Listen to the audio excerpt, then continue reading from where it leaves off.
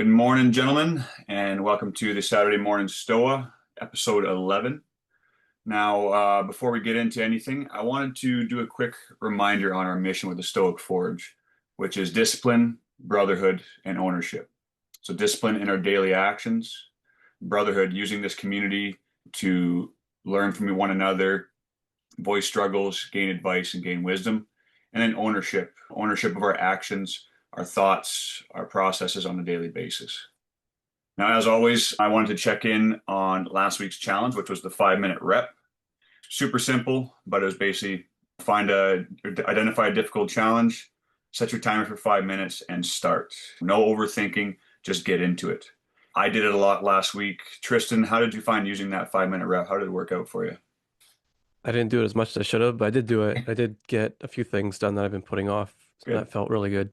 One thing that helps me is like something I also learned was like I mentioned before, 5 minutes is that's not going to change anything, but yes, it does change everything over time. It Yeah. compounds. But also another way to think about it is like whatever I do, there is no failure. There's only feedback. So just keep that in mind when you're doing things because like if you're trying to write content and you suck at writing, or you're trying to make a video and you suck at making videos, or whatever it is, that's okay. That's normal because you're a noob. You're just starting, Absolutely. and so it's not a failure, right? Doesn't matter if no one looks at your video. It doesn't matter. It's you're gonna get feedback, and no views is feedback. No likes or comments is feedback. So take that feedback and do something with it. But I think the real reward is actually doing that thing, and then once you do it a couple of times, you realize it's not a big deal.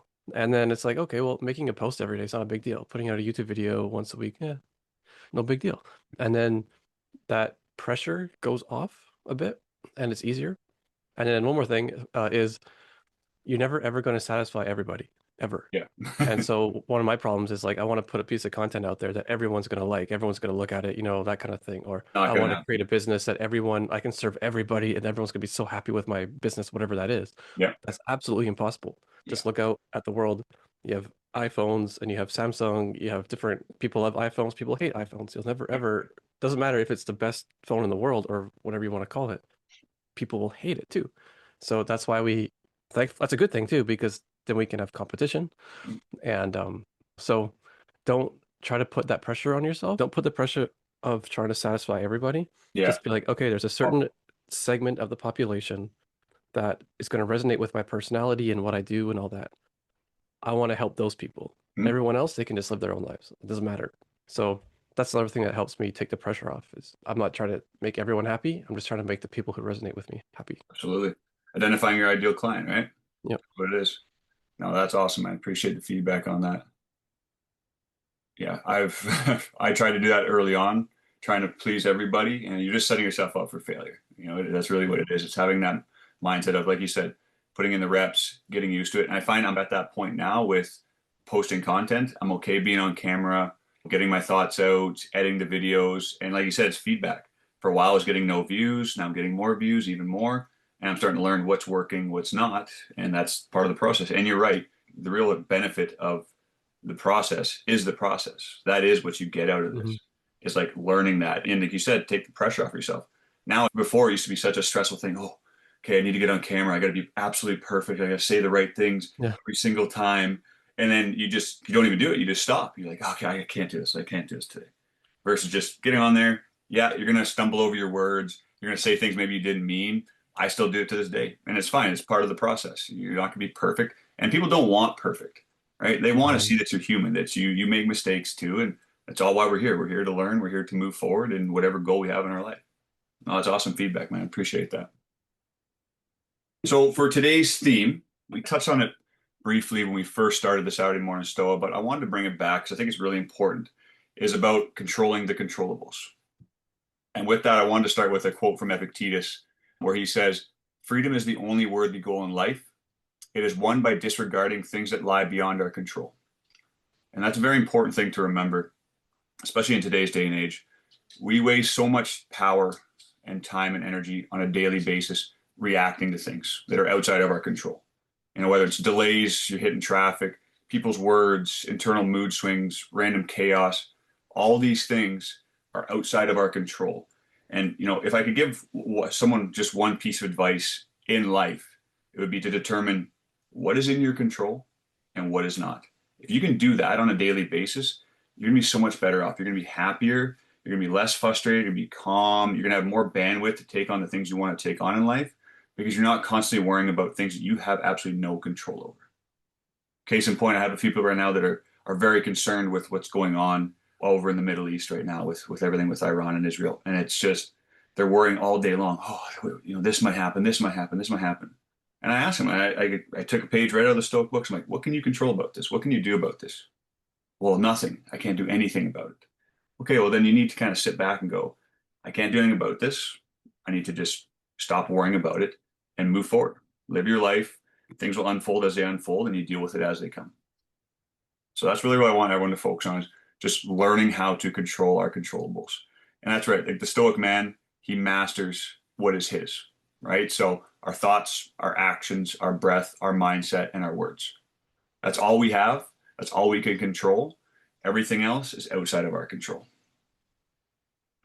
And speaking of words, I think it's really important to understand that words reveal the war within. So if you're talking with people, especially in group settings or just one-on-one, I see this all the time where people like to complain, they like to whine, and really complaints are just disguised as weakness. I see it all the time. Most of it's low-grade whining, disguised as commentary. That for me really weakens your edge. And I see it so many times in group settings where, and I'm sure you know these people where they just talk and talk and talk and talk and talk, and they're not really providing value. And I see it where a lot of people actually tune out from what they're saying. And even if they have good points, it kind of falls on deaf ears because they've talked so much that there's no real distinguishing from just chatter to actual value in what they're saying. And I've had to catch myself multiple times early on in life where I had to fill that silence in a conversation or a group setting because silence is bad. That's what I always thought. You had to fill the silence always. And when I stopped doing that, where I was okay with the silence, and I waited, and I paused, and I actually provided value in that conversation, people would actually listen. Okay, yeah, that's actually a great point. You may get at the beginning when you start doing this, though, is if you're pausing and thinking and responding, some people might think like, "Are you okay? Like, you're usually talkative all the time, You're not used to people thinking. right?" Yeah, it's like, yeah, exactly, it gets them thinking, right? So it's very important for us to, as Stoic men, to really, if we're in group settings or just one-on-one conversations, it's to be okay with that silence, to be able to pause, think, and then provide your response. It's not about reacting all the time. Just, oh, someone says something, I got to say something immediately. And you'll realize that a lot of people will listen to you more. They'll take in what you're saying better because you actually have some presence behind it. You have some eloquence behind what you're saying because it's thought out. Even maybe if it's incorrect or it's not, it's not the case, it's the presence that you hold that'll actually move forward and people will listen to you on a regular basis. So I like to think about it this way. Your inner control equals your outer performance or your outer presence. So you don't need to speak on everything. And the strongest man in the room doesn't need noise to hold his presence. He's okay with the silence. He's okay with the calm. And what you'll realize too is if you're in a group where it's getting really hectic and people are talking over each other, if they go to you towards some sort of a response for something and you kind of steady the group down, the entire group gets calmer as well. I've noticed that multiple times. I do it with my crews when we're out in the field. If guys are getting kind of frustrated or they're talking over each other and it's getting louder and louder, they'll ask me for a question. I'll pause, even if it's kind of an uncomfortable pause, and I'll kind of go like, "Hey, why aren't you answering me?" And then I'll provide a response to them. 9 times out of 10, they take it. They understand what was going on. They calm down, and then we get the work done. So that's what I want you to think about this week too, Tristan. Is that where do you give away power with your words? I want you to think about that. And if you have a lot of interactions throughout the week, it's pretty easy to identify that, especially if you're dealing with a lot of people, because they'll take a lot of your power away if you're always reacting to their situations. Do you find you do that when you have kind of group settings or speaking one-on-one? I think I already know the answer, but do you oftentimes get, drained from conversations or react to what people are saying when they're in front of you? A long time ago, yeah, but nowadays I don't care. Yeah, And I don't care if they feel awkward. yeah, that's Um, good. I just I just don't care. Yeah, It's like Yeah, I think I don't know when I realized it, but some time ago, it's like if you actually listen to what people are saying, you realize they're not saying anything. Yeah. And if they knew what they were saying, they wouldn't be saying what they were saying, if that makes sense, right? Yeah. Yeah. And and like everyone around me is not worth talking to, and I mean that in like a respectful way. I'm not saying they're stupid or idiots. I just like they're talking about the latest TV show or just stuff that I don't care about. Good. I don't want to hear it. And if there's someone talking about that stuff, I just like if I have to be in that conversation, I'll politely listen and I'll not say much, Yeah. or maybe I'll ask a few questions that kind of challenge them. Get them thinking. Well, like for example, my mom was watching one of those singing competition shows. I don't know, the Masked Singer, I think.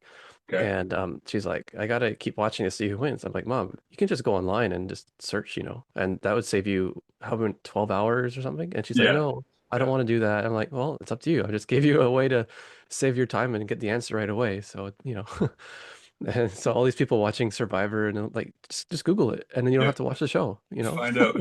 But people are addicted to that, right? They love that kind of stuff. And then when they're like, "What? What do you mean? I have to watch the show?" I'm like, "No, you can just watch, Google it, see who won, and then you don't have to watch the show." But like, then they realize, I don't know, whatever. But then there's something else you mentioned, but I forgot what it was. Oh yeah, like pausing. Hmm. So I pause, and one way, if someone's like, "Hey Tristan, why aren't you answering me?" I'll say, "Well, I could answer you right away and give you an instantaneous response, but it's probably going to be low quality because I haven't had time to think about it. Or you Exactly. can just give me 30 seconds or a minute or two just to kind of organize my thoughts and get some new ideas coming in. And then Mhm. I can give you a really good response that's going to be a lot more important or impactful than just a quick reply. So, Absolutely. which one would you like? Yeah. Like, You want the you quick know, response? do you want the quick, possibly useless response, or do you want the well thought out one that's going to be more helpful? Like, Yeah. okay. And then something else being being okay in silence. I think that's a really good signal of a good relationship. Yep. If you can just sit there with your girlfriend on the couch and stare at the wall, in silence, or if you can just drive somewhere and not talk, Mhm. that's actually a sign of it's not guaranteed to be a healthy relationship. That's a Yeah. good sign of a healthy relationship, you Absolutely. know? So like, yeah, you're on the bus or the train or the car or you're just walking on the beach, just be quiet. She's quiet and just enjoy the silence. And when people have to talk all the time, it's like a sign of like insecurity or inferiority complex Yeah. sometimes. Like I have to try to be better than I am by speaking and try to make up for my shortcomings. Absolutely. Sometimes it could be superiority, like I'm better than you, so I have to like talk down at you, but that's not as Sure. common, Yeah. I think. Yeah. So, obviously there's not like a one size fits all, but Mhm. a healthy silence with a relationship or even just your group of guy friends, it's healthy. It's good. There's Yeah. nothing awkward about it. It's actually healthy. Absolutely. No, I agree 100%. I love that. I remember vividly when my wife and I first started dating and we kind of went through that phase, right? When you're first dating, oh yeah, I have to provide value. I got to start talking about all these cool things and this and that. And Yeah, this is who I am. This I is have who to I impress am, her. Yeah. right? You got to do that all the time. And I vividly remember, like, this was back when we used to live in Ontario, and it was just like, hey, we were okay. We were sitting on the couch and we were just watching a show, and then it turned off, and I was reading a book, and she was doing something, and we were completely silent. And it Yeah. was okay. And you realize that like there was no awkward like, oh, I need to fill this space of how are you doing? How are you doing? What's going on? No, we were there. We Yeah. loved each other's Talk presence. to me. What's wrong with you? What are Yeah, is something wrong? What's wrong with me? like Like, no, no, nothing's no. nothing's wrong, and it's flourished into now like we're okay being in silence. But I think you're right. Like it could be a factor of something going on in your relationship. For the most part, if you're fostering in that silence and being okay with that, a lot of times there's other things as well. Like that yeah, you've established that trust that it's Mhm. okay to be silent with one another. You feel Yeah, safe not having to say anything around this person. it's like a mutual respect, maybe. Yeah, Like I respect you. I don't have to try to impress you. Like you know that I like you, and I know that you like exactly. me. Yeah, no, it's a beautiful thing, and I love that. I actually remember that vividly. Like, okay, yeah, I remember this is cool. We don't have to talk to each other all the time. It's okay. But yeah, back to kind of what we are talking about our words giving away power. When I was younger, I used to, and I think I did this intuitively, but it definitely helped out later on in life. Is that I realized I didn't want to give people power over me, and I never knew about stoicism and all that kind of stuff before, but I knew that if somebody said something to me and I reacted, if I was frustrated, I said something to them or I did something, I just gave that person power over me. And I think early on it was definitely ego that kind of led that thought Mhm. process where it was like, I'm not going to let anybody beat me. I'm going to win everything. And as I started to mature, I realized that yes, I was on the right track, but for the wrong reasons. And now what I realize is, yes, I don't want to give anyone power over me because I have the only control over my life, my actions, my responses. It has nothing to do with them or, trying to be better than them or a superior complex, like you were saying. It was more about I don't need to react to this situation. The only thing I can control is how I take that slight from that person or whatever the case may be or how they made me feel. So I was in the right area for the wrong reasons, but then I kind of matured into realizing why I don't want to give people power over me. And I think it's really important for anybody that, developing and maturing in life is realizing that you have complete control over yourself. That's it. You can control how to respond, how to think, how to breathe, your mindset, your words. That's it. Everything else is outside of your control.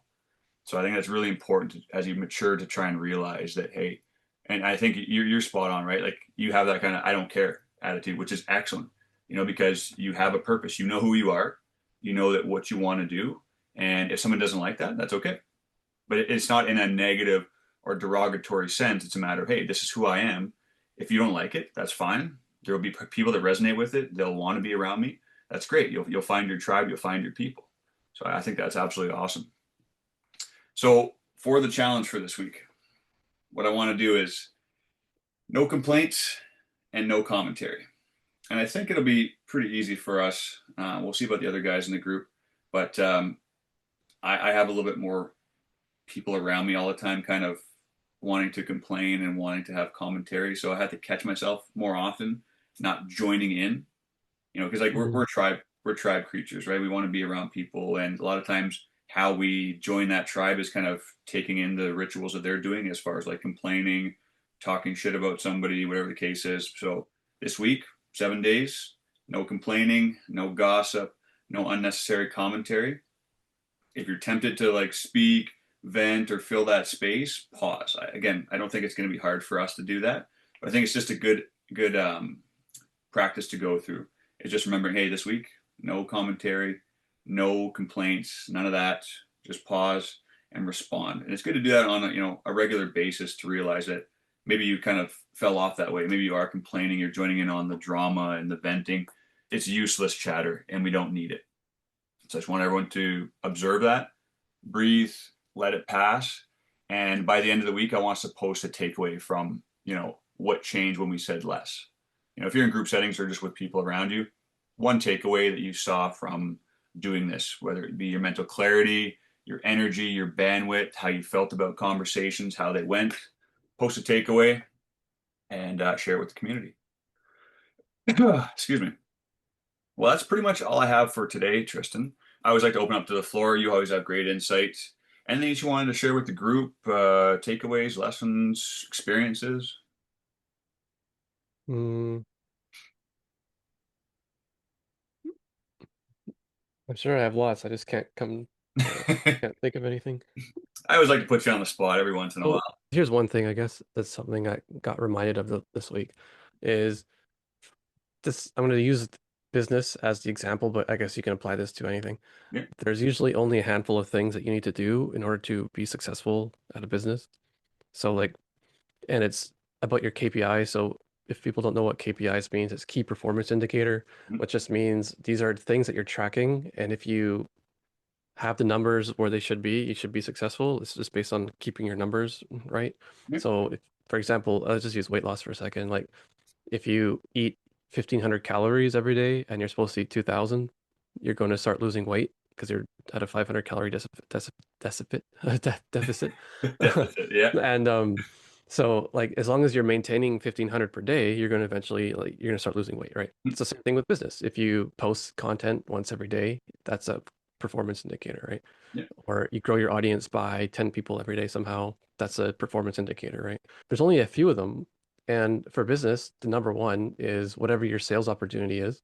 So that could be a sales call or someone going to your landing page or something. So let's just use sales calls as an example. If you want, let's say you want one client a week Yeah. and your closing rate on a sales call is 50%, you need to offer two people or you need to have two sales calls scheduled for a week, right? Mhm. So you do Works whatever you out. have to do to get two sales calls scheduled. So what do you do before a sales call schedule? You probably talk in DMs. You have Mhm. DM conversations. Well, how many DM conversations does it take to get two sales calls? Knowing your Um, numbers, right? yeah, so like maybe out of 10 people you talk to, two of them are qualified or are interested or whatever. So you Mhm. offer, so you need to have 10 like conversations of people who are qualified. Then of the 10 qualified, how many people do you need in total? You might need, let's say 50 conversations a week Mhm. with 50 new people per week, or maybe continuing people. I don't know how you want to track it. Let's just say 50 conversations. So Yeah. every week you need to have 50 conversations. Well, how do you get conversations going with people? You post content that tells people to comment below, and then you transition to a DM, or you give away a resource and says DM me for the resource or something like that. Like you do Yeah. something that triggers a conversation in DMs. And usually you're the one who goes to the DM, but sometimes people will DM you out of the blue. Yeah. And but if you are putting out content, so let's just say one piece of content per day that has a comment below post, right? That would hopefully generate 50 conversations per week. Mhm. But also, you need people to see your stuff because if you have 10 people in your audience, Gotta you're not get going to known. get 50 conversations a week. So you need to add people to your audience every single day. So you might need to have, let's just say, 5 people per day join your whatever it is, email list, social media, whatever. Right. So you have to do something every day to get 5 people in your audience. You have to do something every day that generates DM conversations. Then from those DM conversations, you're going to get, 50 people a week talking to them in DMs. Do do do do. So say 10 per day, whatever. Of those 50 people, two are going to be qualified to be clients and are interested in getting help. You Yeah. offer them a sales call, and one person, or they both go on the sales call. One person says yes, one person says no. Right now, obviously, numbers are going to be different based on the context, but you'll figure out your numbers in as you do it. And as you get skilled, your numbers will be more efficient. Yes. So, like, if your content is bad right now, it'll get better and you'll have more people commenting. If your DM conversations are bad, you'll get better and have more people interested in what you do. You're asking the right questions and all that. And if you're adding the right people to your audience, you're going to have more luck getting clients. If you're adding just random people from all over the world, it's not going Yeah. to do much, Good right? luck. So like there's a skill involved as well, and like sales call skill. Mhm. But there's also a numbers game because even if you're terrible at everything, there's still like a baseline numbers, Yeah. right? You know where you need So to go. yeah. So when you look at your business, you just, okay, I want a client a week. And so I need to have two calls. I need 10 conversations with qualified people. That's 50 conversations with people in general. And how do I get 50 conversations a week? I need to put out content or do something. Maybe a YouTube video might generate conversations too, right? Like I'm not, it doesn't matter what you're doing, or maybe you put out ads that generate conversation. So, social media, organic, and whatever. And maybe you're starting off and you're relatively new. That's okay. It might Yeah. take you a few months to kind of build up your audience, start building reputation. People start consuming and trusting you. Like it just takes a little bit of time to build up. And then, yeah, so people like to complexify things Yeah. instead of simplify things. So like, oh, I got to do this, I got to do that. Oh, what's the latest social media trend? It's not really that. It's more about what do I have to do to get DMs going? How do I Yeah. get people to comment below and transition to DMs? How do I get people on a call? How do I add 5 people per day on average into my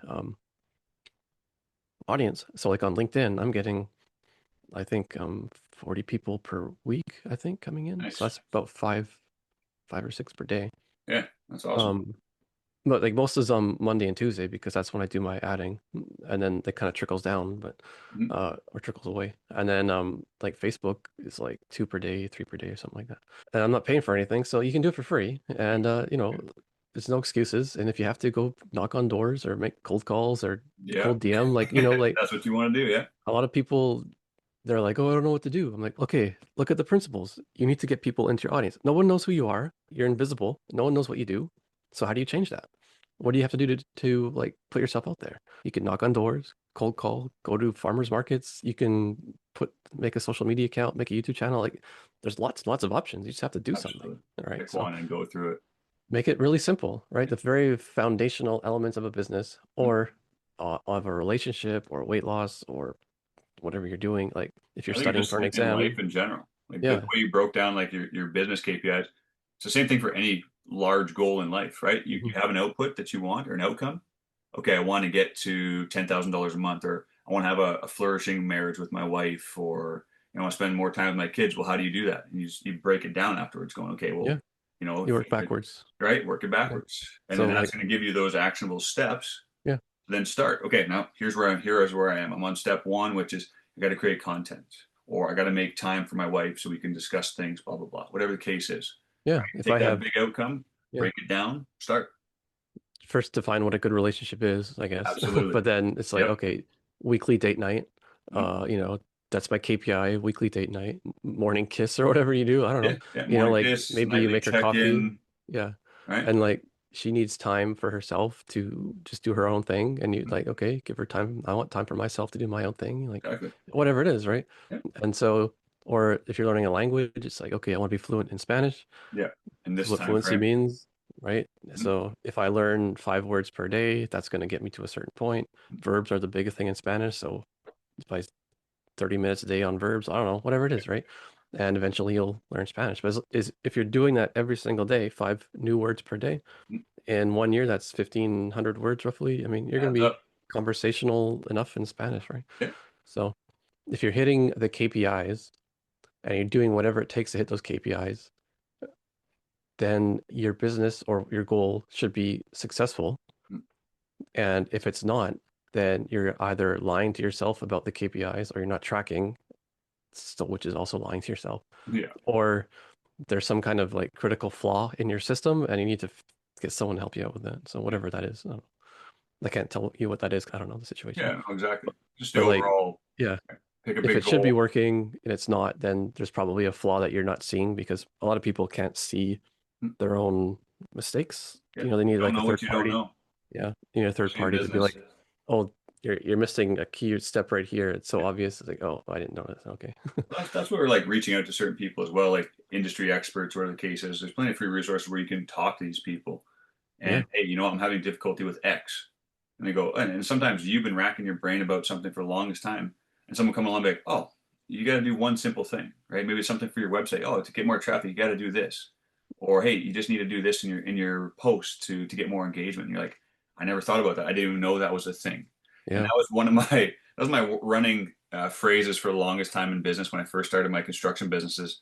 Is like you don't know what you don't know, and if you don't have people around that you can reach out to and ask these questions, yeah, it's gonna suck. You're gonna stumble forward. You're gonna realize, oh yeah, I got to do this. I got to file this thing. I got to do this. Got to make sure I'm doing that. So you don't know what you don't know, and that's why I want this community to be as well as like a resource for those people where maybe they know kind of where they want to go, but they don't know how to get there. Ask, right? Ask the Hmm. people in here. Gain knowledge from people who have done it or experienced it, gone through those troubling times, came out the other end, have some advice to give. Same thing, even for business. Like I know you've given me plenty of insight on how to grow communities and stuff like that, and it's been great. And I've implemented them and seen that yeah, they do work. But I didn't know that hey, LinkedIn is a thing for growing communities. Like yeah, I know about LinkedIn. I have it. I post on it. Didn't know that it could be utilized for growing community. Being a Yeah. It's thought a great leader, right? personal So brand. Yeah. Yeah. absolutely. Well, it's like it's the community funnel. You have your school groups, your community, and then you have the traffic channel, which is for you, YouTube, Instagram, and then later on LinkedIn. Yeah. And then so like you just post content, you build those audiences up, and then that funnels into your school group that gets built up, and that's where you do the core of Yeah. your stuff. And then that's where most of the time you'll get clients from school. And that's just setting up that ecosystem of, That's right. That's what right? it is for me right now is the ecosystem, setting it Yeah. up, getting all the different channels together. And like you said, building those audiences, which comes with consistency, posting Yeah. content consistently, providing value consistently. And I've already noticed, I've seen, the amount of people that actually join the community has increased, which is excellent. That's what I want. I just need to keep on posting that content, getting the word out there, getting more people into the community. Yeah. Because let's see. Yeah, like it's traffic and telling people what to do. So like obviously more YouTube videos, more content per day is going to do more. Mhm. And then LinkedIn, once that gets going, that's going to help a lot. Yeah. But then you have to tell people, like, give them an incentive. Do you want this thing? Join my group and I'll give it to you for free or Mhm. whatever. Yeah, I Otherwise, find you have there's to be no very incentive. crystal clear on Yeah. what you And want from people looking at this stuff, right? like the telling people what you want to do has to be at the very top of everything that you do. So like under your YouTube video in the description, the first link should be get my free thing, join my school group, Yeah, click here. If it's not the very first thing, they're gonna miss like it. there's tests on this too. Like I'm not just making this up. Like Mm, people would test it, like they put their phone call, book a call link at the first, mm. and they would put it down a little bit. And when they put it down, they lost like 75% of Yeah, so like you got to put the whatever you want people to do the most, put it at the very top. Otherwise, the lower it goes, the less likely people are going to click on it. yeah, And yeah. So whatever you're doing in your life, there's always people who've done it before and they know the mistakes and it's okay to reach out. And most coaches out there offer some kind of strategy call, which is disguised as a sales call. yep. But if It you is. don't have to buy, No, that's like right. so Yeah. I did a thing where I went on like 10 or 12 calls Mm, without any intention of buying, just to talk for an hour and try to like diagnose the problems I was having. yeah. And I do it all the time. yeah, All the and time. so like just go on there and ask questions and Yeah. be honest, and then they'll probably help you. Mm, And then they'll go into their pitch, and you can either just hang up or just be like, "Thanks, but I don't have any money. Goodbye." yeah. You know, and there's no obligation to sell No, or to exactly. buy, I should say. Yeah. And yeah, and whenever you get money, not just you, but like people, Mm, I highly recommend that you just stop doing it yourself and hire other people who already know how to do it yes. because it's so much faster and they're better than you at it, Yep. and it's just easier. It's kind of weird letting people like log into your social media account or doing things for you, like delegation and trusting people. It's kind of a strange transition, but once you understand the process of it, it's actually very valuable and it'll save you so much time So and you'll much get time. better results. And then you can focus more on the important things too. Exactly. Yeah. No, that's awesome, man.